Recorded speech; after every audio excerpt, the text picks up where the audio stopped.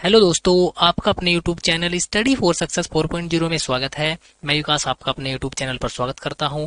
दोस्तों, जैसे कि आप सभी को पता है, मैं आपको यूपी पुलिस कांस्टेबल 2023 के लिए कंप्लीट इतिहास पढ़ा रहा हूं। और दोस्त, मैं आपको विश्वास दिलाता हूं कि आपको इतिहास के जितने भी क्वेश्चन मिलेंगे, जितना मैं पढ़ाऊंगा, इससे बाहर एक भी क्वेश्चन नहीं जाएगा। तो आप क्वेश्चन जो है बनाकर आ पाएंगे।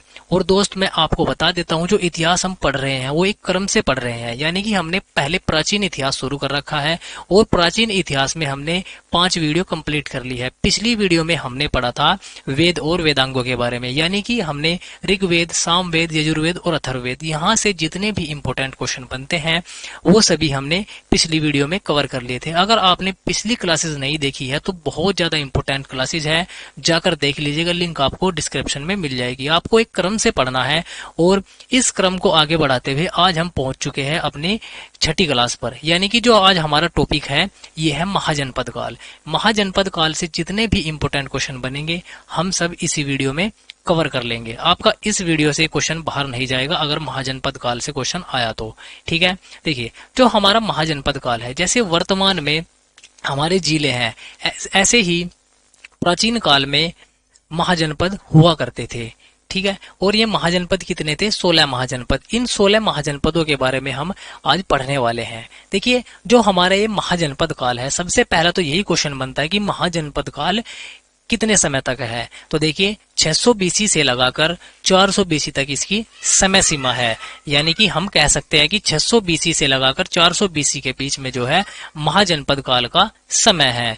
और दोस्त, इस महाजनपद काल में राज्य की परिभाषा बताई गई है। बहुत ज्यादा क्वेश्चन पूछा जाता है कि राज्य की परिभाषा किस में बताई गई है। ये बताई गई है महाजनपद काल में। और महाजनपद काल मैंने आपको बताया है 600 बीसी से लगाकर 400 बीसी तक हो जाता है। और महाजनपद के बारे में, जो आपका ये महाजनपद काल है, इसके बारे में कुछ ग्रंथों से हमें जानकारी मिलती है। जैसे अंगुत्तर निकाय। अंगुत्तर निकाय किस धर्म से संबंधित है? ये आपका बौद्ध धर्म से संबंधित है और इसमें 16 महाजनपदों के बारे में बताया गया है।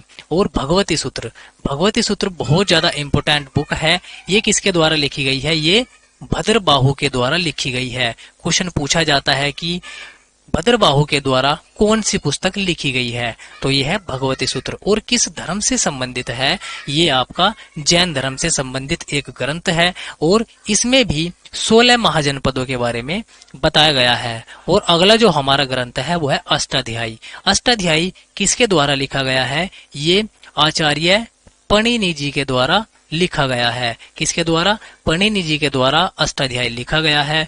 और यह एकमात्र ऐसा ग्रंथ है जिसमें 22 महाजनपदों के बारे में बताया गया है। तो क्वेश्चन अगर पूछा जाएगा कि आपका 22 महाजनपदों के बारे में किस एकमात्र ग्रंथ में बताया गया है, तो आप बताएंगे अष्टाध्यायी में, जो कि पणिनि जी के द्वारा लिखी गई है। दोस्त, आगे जो यहाँ से क्वेश्चन बनता है वो बनता है महाजनपद जो आपके हैं उनकी राजधानी से लेकर, यानी कि आपसे पूछा जाएगा कि मगध की राजधानी क्या थी प्राचीन काल में? राजगृह हो सकता है ऑप्शन में। अगर ऑप्शन में आपको राजगृह ना मिले तो ग्रीवर्ज मिलेगा, या आपको पाटलिपुत्र भी देखने को मिल सकता है। तीनों में से कोई सा भी एक क्वेश्चन आपको ऑप्शन जो है चूज कर लेना है। ठीक है, और आपका मगध के बाद हमारा महाजनपद आता है अंग।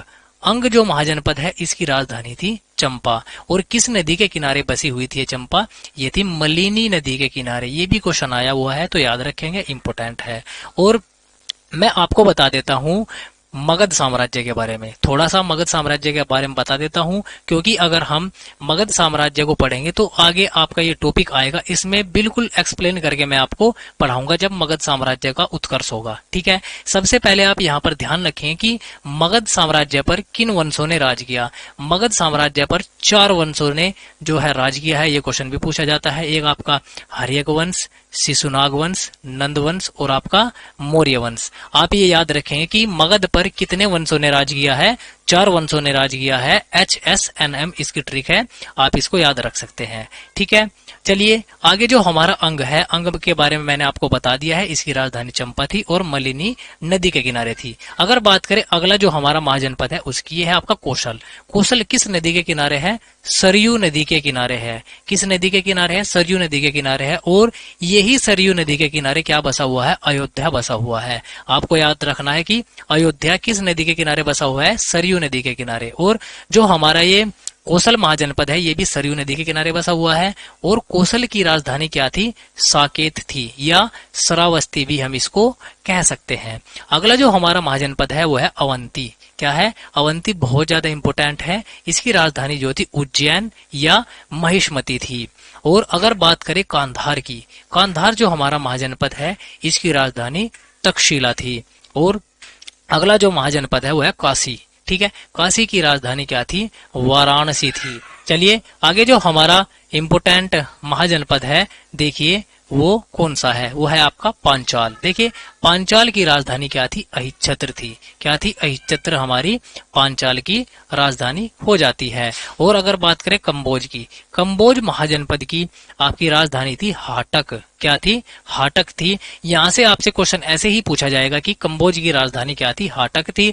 और असमक की राजधानी क्या थी? प्रतिष्ठान। ये भी पूछा जाता है। प्रतिष्ठान आपको ऑप्शन में ना देकर आपको मिलेगा पैठान। तो पैठान भी असमक महाजनपद की ही राजधानी थी। अगर बात करें मल, मल की राजधानी कुशीनगर थी। और सूरसैन की राजधानी इंपोर्टेंट नोट करेंगे, ये थी आपकी मथुरा। क्या थी? सूरसैन महाजनपद की राजधानी मथुरा थी। अगर बात करें मत्स्य की, देखिए मत्स्य जो हमारा महाजनपद है इसकी राजधानी थी विराटनगर। क्या थी? विराटनगर। याद रखेंगे, ये भी बहुत ज्यादा पूछा जाता है।